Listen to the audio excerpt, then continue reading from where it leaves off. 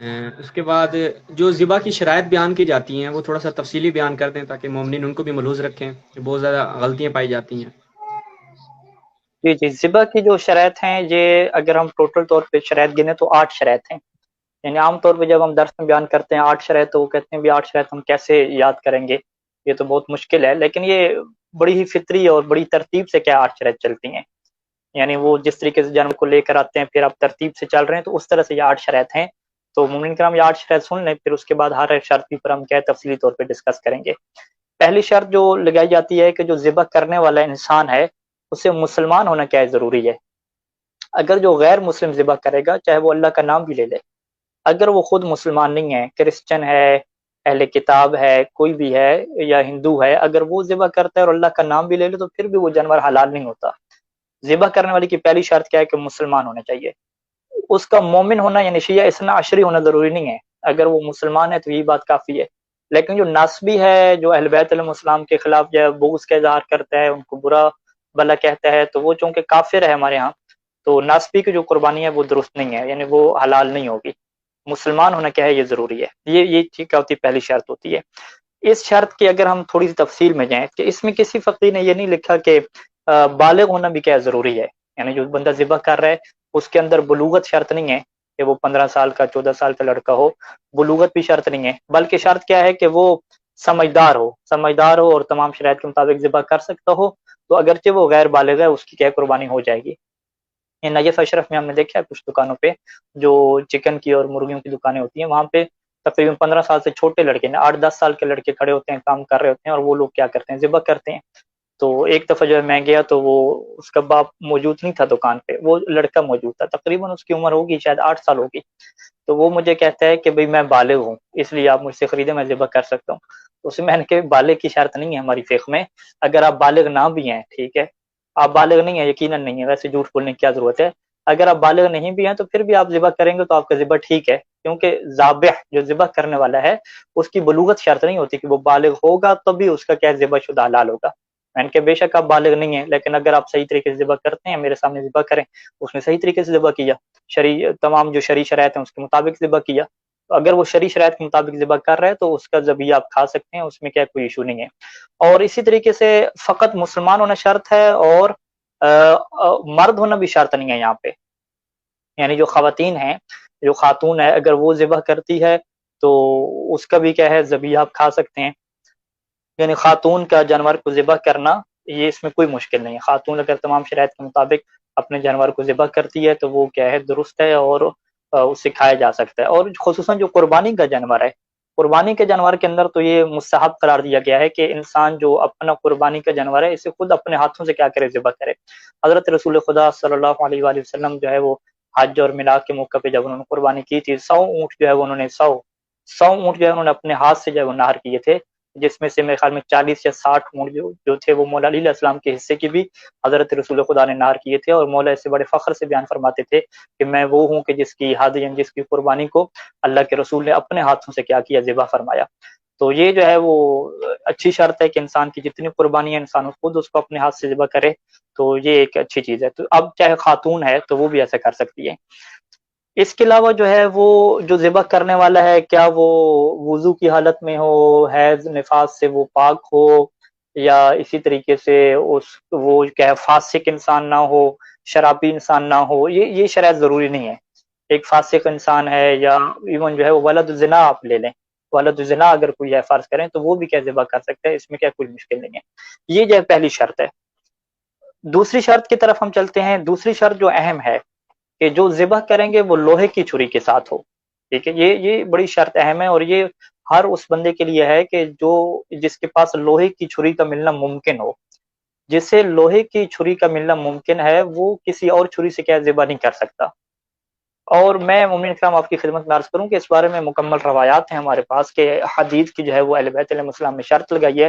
حدید کے علاوہ اس زمانے میں جو दीगर आलात से, और ये जो सरकंडा होता है, बड़ी तेज जो है वो सरकंडा होता है, उससे बना के एक काटने वाली चीज बनाते थे, या जो है वो पत्थर जो होते थे, या जो हाथी के दांत हो गए, इनसे जो काटने वाले तेजदार आले बनाए जाते थे। अहले बैत अलैहिस्सलाम ने इन सब चीजों से मना फरमाया था कि इनके जरिए से तुम लोगों ने ज़िबा नहीं करना। ज़िबा करना है तो लोहे की जो छुरी है, खालिस जो लोहा, उससे क्या करना है, ज़िबा करना है। अब यहाँ पे जो हमारे यहाँ बहस ये आती है कि हमारे यहाँ जो घरों में छुरियां हैं और आमतौर पर जो चल रहा है वो स्टील की क्या छुरी चल रही है। स्टील बुनियादी तौर पे है क्या, स्टील जो है वो दो धातुओं से मिलकर क्या बनाया गया है। एक उसके अंदर लोहा भी शामिल है, और लोहे के साथ साथ दूसरी चीज उसके अंदर क्या शामिल है, एक मटेरियल और एक धात है कि जिसे क्रोम, अरबी में क्रोम कहते हैं। यानी क्रोम और जो लोहा है इसका मिक्सचर करके जो चीज बनाई गई है उसे हम क्या कहते हैं, स्टील कहते हैं। यानी स्टील, अगर आपसे कोई पूछे कि स्टील क्या है, आप कहेंगे कि स्टील में लोहा है, लेकिन फकत खालिस लोहा नहीं है, लोहे के अलावा और जो उसके अंदर धात है क्रोम की वो भी उसके अंदर मौजूद है। तो अब यहाँ पे ये सवाल आता है कि जब अहले बैत अलैहिस्सलाम ने शर्त लगा दी कि लोहे की छुरी से ज़िबा करना है, तो क्या इससे ये मुराद है कि वो खालिस लोहा होना चाहिए, उसके साथ कोई और मटेरियल मिक्स ही ना हो, या इसका ये मतलब है कि बस लोहा थोड़ा बहुत हो जाए तो ये काफी है। यहाँ पर सही से सानी दामद एहतियात वाजिब लगाते हैं कि एहतियात वाजिब के तौर पे जो स्टील की छुरी है उससे भी क्या आप लोग ज़िबा नहीं कर सकते। तो ये दूसरी शर्त होगी कि लोहे की छुरी का होना क्या है, जरूरी है। अब देखें, अब तरतीब से हम चल रहे हैं कि पहले नंबर पे हमने क्या रखा कि ज़िबा करने वाला मुसलमान हो। अब वो जो ज़िबा कर रहा है, जिस आले से ज़िबा कर रहा है, उस आले का छुरी उसका लोहे वाला होना क्या जरूरी है। ये दो शर्तें होंगी। तीसरी जो शर्त है कि अब वो इरादा और कस्द भी रखता हो, कि वो नियत रखता हो, कस्द उसका यही हो कि मैं ज़िबा कर रहा हूँ। अगर फर्ज करें उसका इरादा और कस्द जानवर को ज़िबा करना है ही नहीं, वो ऐसे खेल रहा है, ठीक है, ऐसे छुरी वगैरह घुमा रहा है या नीचे मार रहा है, और वो अचानक क्या बकरा आ जाता है नीचे और वो ज़िबा हो जाता है, उसका कस्द और इरादा नहीं था बकरे को ज़िबा करने का। ये बगैर कस्द और इरादे के जो बकरा ज़िबा हो जाता है कि उसका उसका मकसद क्या था, कोई चीज काटना था, कोई और चीज काटना था, और अचानक वो छुरी क्या मुर्गी की गर्दन पे चल गई, तो इससे जो है वो जानवर क्या हलाल नहीं होगा। और हजरत इब्राहीम अलैहिस्सलाम के वाक़े में हमें यही मिलता है कि बाकायदा जो दुम्बा आया, फिर हजरत इब्राहीम अलैहिस्सलाम को कहा गया कि आप इस दुम्बे को क्या करें, ज़िबा करें, और उन्होंने अपने कस्द और इरादे से दुम्बे को ज़िबा किया। तभी तो वो आखिरी जो है वो उम्र तक ये परेशान जो थे उस वक्त तक, जब तक अल्लाह की वही नहीं आ गई कि काश जो है वो मुझे बकरे के इस दुम्बे के ज़िबा करने का मुझे हुक्म ना दिया जाता, मेरे लिए वही हुक्म बाकी रखा जाता और मैं यूं अल्लाह की इताअत में क्या बुलंद तरीन दर्जे पर पहुंच जाता। तो फिर वो जो एक तफसीली रवायत है जिसे हम शुरू में बयान कर चुके हैं कि इमाम हुसैन अलैहिस्सलाम के ऊपर जो गिरिया की रवायत है, वो ज़िब अजीम के ज़िमन में हमने क्या बयान की थी। तो यानी कहने का मकसद क्या है कि जो तीसरी अहम शर्त है कि जो ज़िबा करने वाला है वो क्या रखता हो, कस्द और इरादा रखता हो, अपने इरादे से और बाकायदा उसका प्लान हो कि मैं ज़िबा कर रहा हूँ, ये होना क्या उसके अंदर जरूरी है। तीन शर्तें होगी। चौथी जो शर्त है कि जो ज़बिया है, जिस जानवर को ज़िबा कर रहे हैं, उसका रूब क़िबला क्या होना जरूरी है, क़िबला रुख उसका होना जरूरी है। अब हमारे यहाँ जो जानवर हैं लेटा के ज़िबा किए जाते हैं, यानी अगर खड़ा करके ज़िबा कर रहे हैं तो उसका चेहरा क़िबला की तरफ है तो फिर इशू नहीं है। जिस तरह ऊंट में है, ऊंट को जब नहर करते हैं तो उसे खड़ा करके नहर करना ये मुस्तहब कहा गया कि खड़ा करके उसका जो लुब्बा होता है गर्दन के नीचे, उसके नीचे क्या है बर्छी वगैरह मार लें अल्लाह का नाम लेकर, तो वो नहर हो जाएगा। लेकिन जो जानवरों को लेटा के जो ज़िबा किया जाता है, इसमें फिर अहम यह है कि एक तो उनका जो पेट है, पेट का किबला रुख होना जरूरी है, और पेट के साथ साथ जो गर्दन का वो हिस्सा कि जिसे अरबी में मनहर कहते हैं, मनहर गर्दन का वो हिस्सा होता है कि जिसके ऊपर छुरी चलानी होती है, उस मनहर का किबला रुख होना भी क्या है, ये अहम है और ये वाजिब है, जरूरी है। और मैं मोमिन की खिदमत में ये गुजारिश करूं कि आप आमतौर पर अगर दुकानों वगैरह पे जाएं तो वो लोग जो है वो पेट तो चले कर देंगे किबला की तरफ, खसूसन जो छोटे मुर्गी वगैरह परिंदे में यहाँ पे इशू आता है कि पेट जो है वो किबला की तरफ होगा, लेकिन जो उसकी गर्दन है वो पकड़ के ऊपर कर लेंगे और इस तरह जो है वो उंगली में फंसा के ऊपर कर लेंगे और ऊपर से क्या ज़िबा करेंगे। यानी वो क्या मतलब हुआ कि वो जो क्या नाम मुर्गी थी उसकी गर्दन के ऊपर की तरफ रख दी या वो एक साइड की तरफ कर दी, वो किबला रुख नहीं थी, यानी वो हिस्सा जिस पे छुरी फेरनी थी वो किबला की तरफ थी ही नहीं।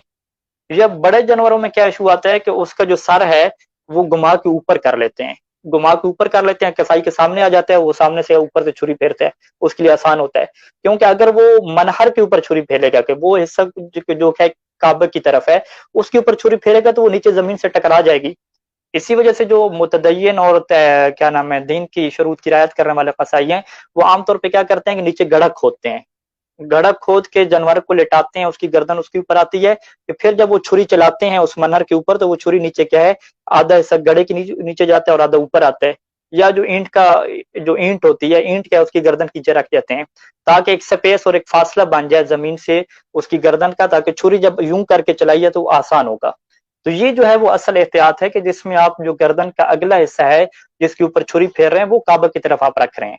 लेकिन हो क्या रहा है आमतौर पे कि कुछ लोग गड़ा भी नहीं खोदते, नीचे क्या ईंट भी नहीं रखी, और फिर छुरी यूं चलाना उनके लिए क्योंकि मुश्किल हो जाएगा, क्योंकि वो खुद भी किबला रुख बैठते हैं। हालांकि जो कसाई के लिए किबला रुख बैठना वाजिब नहीं है, लेकिन वो खुद भी किबला रुख बैठते हैं, फिर छुरी यूं चल के चलाना क्योंकि मुश्किल है तो वो यूं करके सीधी चलाते हैं। अब जब उन्होंने सीधी चलानी है तो वो क्या करते हैं, जानवर का जो सर है उसे थोड़ा सा मोड़ के ऊपर कर लेते हैं। ऊपर कर लेते हैं क्या मतलब, वो हिस्सा जो जिसके ऊपर छुरी फेरनी थी वो काबा की तरफ नहीं गया, वो ऊपर हो गया। जब वो ऊपर हो गया, ऊपर से फेर रहे हैं तो ये गलत तरीका है। तो इसके मुताबिक किबला रुख उन्होंने क्या की, ये नहीं। लिहाजा ये चीज अहम है कि किबला रुख होने का मतलब क्या है।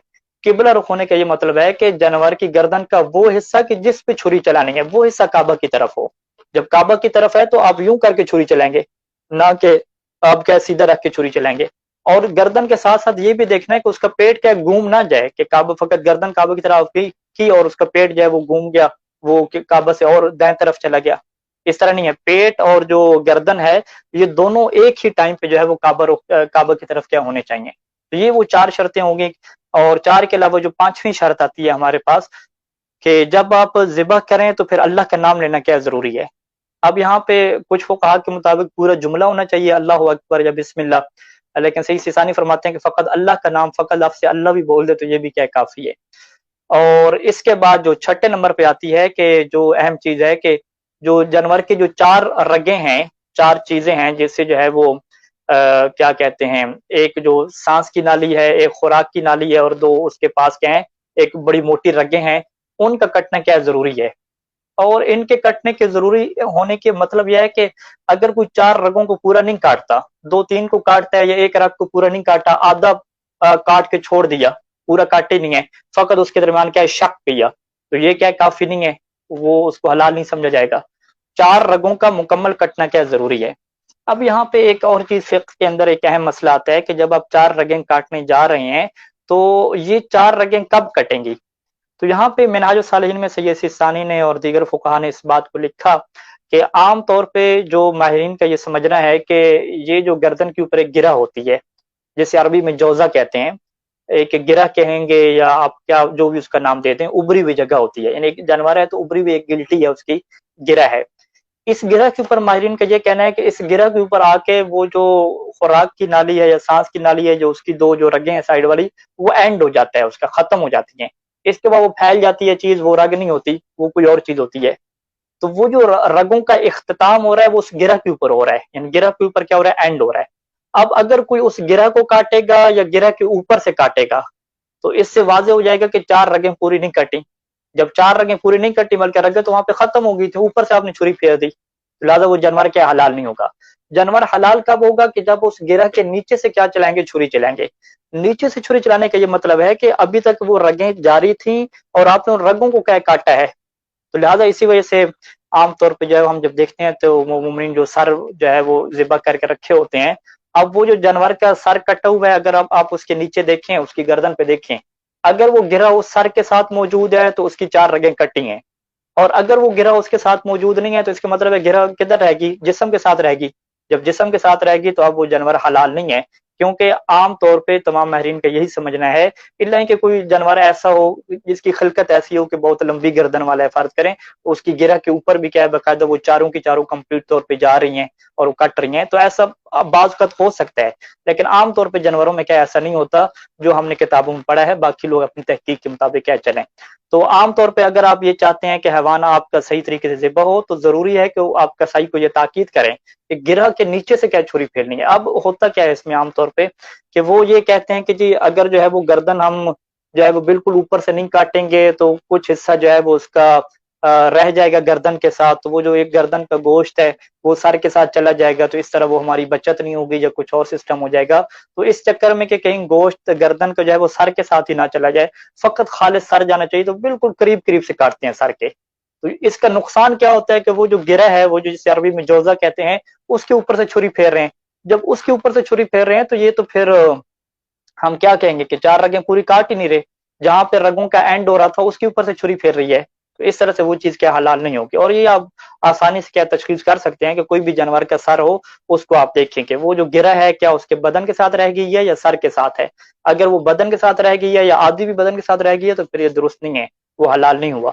اگر وہ ساری کی ساری سر کے ساتھ رہ گئی ہے, اس کے تھوڑے نیچے سے چھری چلائی ہے, تو یہ پھر کیا ہو جائے گا, درست ہو جائے گا. تو یہ کیا 6 شرطیں ہو گئی. اور 7ویں شرط اہم یہ ہے کہ جب جانور کو ذبح کریں تو اس کا جو خون ہے وہ نکل جائے باہر. کتنی مقدار میں نکلے؟ جتنا عام طور پہ نکلتا ہے ایک جانور کا. تو لہٰذا جانور کو وہاں پہ چھوڑ دینا چاہیے تاکہ اس کا خون نکلتا رہے. اور یہ جو اس کا خون نکل جاتا ہے, اسے ہم کیا کہتے ہیں, نجس خون ہے. یہ جتنا خون نکل جائے گا یہ نجس ہو جائے گا. باقی جو جانور کے اندر بچ جائے گا خون, اسے ہم کیا کہیں گے, یہ خون کیا پاک ہے. اس خون کا نکلنا کیا ضروری ہے سارے کا سارا. بعض کا اگر ایک جانور بیمار رہا ہے یا اس کا کوئی ایسا ایشو ہو گیا ہے کہ آپ نے اسے کاٹا اور اس کا زیادہ خون نکلے ہی نہیں باہر, ٹھیک ہے, وہ اس کے اندر جم گیا, ٹھیک ہے. وہ کیوں جم گیا؟ فرض کریں کہ جس طرح کلاس میں کچھ لڑکے کہہ رہے تھے کہ وہ اگر بھیڑ تھی, اس کو ہارٹ اٹیک ہو گیا, ٹھیک ہے, اٹیک اس کا ہوا تو خون وہ ادھر ہی کیا ہے, چھری کے لگنے کی وجہ سے پہلے ہی کیا ہے, ایک ایسی کیفیت میں چلی گئی تھی کہ اس کا خون کیا رک گیا تھا. جب انہوں نے گردن کاٹی تو زیادہ خون نکلے نہیں, تھوڑا سا خون باہر نکلا, تو یہ جانور بھی حرام ہوگا. حلال ہونے کے لیے ضروری ہے کہ جب جانور کو کاٹیں تو زیادہ اس کا خون نکل جائے باہر. اور اگر فرض کریں کوئی جانور کو کاٹتا ہے, وہ فوراً اسے کھڑا کر دیتا ہے, ٹھیک ہے, ابھی اس کا سارا خون نکلنے نہیں دیا, تو یہ بھی کیا پھر حلال نہیں ہوگا. یعنی اسے اتنی دیر رکھنا ہوگا کہ جتنا اس کا گردن سے خون بہ رہا ہے بہتر ہے. ایک جو عام حالات ہوتے ہیں اس کے مطابق سارا خون نکل جائے گا. تو یہ وہ 7ویں اہم شرط ہے کہ جو جانور کے حلال ہونے کے لیے کیا رکھی جاتی ہے. 8ویں اور آخری شرط جو ہمارے نزدیک ہے, جس کو سیسانی دامت عالی نے بیان یہ فرمایا ہے کہ جانور کا جو حرکت کرنا ہے, کہ اس کی آنکھ کا حرکت کرنا ذبح کرنے کے بعد یا ٹانگ کا حرکت کرنا, یہ بھی شرط ہے. لیکن یہ اس جانور کے لیے شرط ہے کہ جس کے بارے میں آپ ذبح کرنے سے پہلے مشکوک ہوں, شک ہو کہ پتہ نہیں یہ مر گیا ہے یا زندہ ہے, یعنی کچھ پتہ نہیں چل رہا. یہ یقین نہیں ہے کہ مر گیا ہے, بیمار تھا فرض کریں, پتہ نہیں چلا کہ زندہ ہے یا مر گیا ہے, تو اس کے حلال ہونے کے لیے اس 8ویں شرط کا پایا جانا ضروری ہے کہ جب آپ اس کی گردن پہ چھری چلائیں تو وہ اپنی آنکھ کو حرکت دے یا اپنی دم کو حرکت دے یا کسی ٹانگ کو حرکت دے. تو یہ وہ دلیل ہوگی, یہ وہ شرط ہوگی کہ آپ کا جانور کیا ہوا ہے, حلال ہوا ہے. لیکن اگر اس نے کوئی حرکت نہیں کی, کوئی آنکھوں میں اس کی حرکت نہیں ہے, کوئی دم کی حرکت نہیں ہے, کوئی اس نے جو ہے وہ ٹانگ کو حرکت نہیں دی, تو اس صورت میں وہ جانور آپ کا حرام ہو جائے گا. لیکن یہ شرط خاص ہے اس جانور کے ساتھ کہ جس کے بارے میں پہلے سے شک ہو سکتا ہے مر گیا یا زندہ ہے. لیکن جس جانور کے بارے میں آپ کو پہلے یقین ہے کہ یہ زندہ ہے, تو اس کو اگر آپ ذبح کریں تو بے شک وہ صحیح طریقے سے حرکت نہ بھی کرے, بالکل جو ہے وہ جس طرح ہم نے دیکھا ہے کہ کچھ بیڑ جو ہوتی ہے, دمبا ہوتا ہے, یہ پہلے سے بیچاری ڈری ہوئی ہوتی ہے. تو جب آپ اس کو ذبح کرتے ہیں تو بعض کا ایسا ہوتا ہے کہ آواز تک بھی نہیں نکالتی, وہ نہ آواز نکالا, نہ ٹانگ کو حرکت دی, نہ جسم کو حرکت دی, کچھ بھی نہیں ہوا. اب وہ سارے خاموش, ادھر ایک طرح کا واقع ہوا تھا, سارے کہہ رہے تھے کہ مولانا صاحب کیا کریں, اس نے تو حرکت ہی نہیں کی. تو ہم نے کہا کہ جب آپ اسے ذبح کرنے لائے تھے تو یہ زندہ تھی یا مردہ تھی؟ کہتے ہیں زندہ تھی. بالکل, جب زندہ تھی تو اب یہ شرط وہاں پہ نہیں ہے. یہ شرط کس جانور کے لیے ہے کہ جس کے بارے میں آپ کو کنفیوز ہوں, شروع سے مشکوک ہوں کہ پتہ نہیں زندہ ہے یا مر گئی ہے, اس کے بارے میں یہ شرط ہے کہ وہ حرکت کرے. لیکن جو جانور زندہ ہیں اس کے بارے میں یہ حرکت کی کیا شرط ہمارے یہاں موجود نہیں ہے. تو جی شہباز صاحب, یہ 8 شرطیں میں نے بڑی سپیڈ کے ساتھ آپ کو سنا دیں. اب اس کے متعلق کوئی سوال ہو تو وہ کیا ہے آپ سامنے رکھ سکتے ہیں, اس کے اوپر ہم کیا ہے پھر بحث کر سکتے ہیں.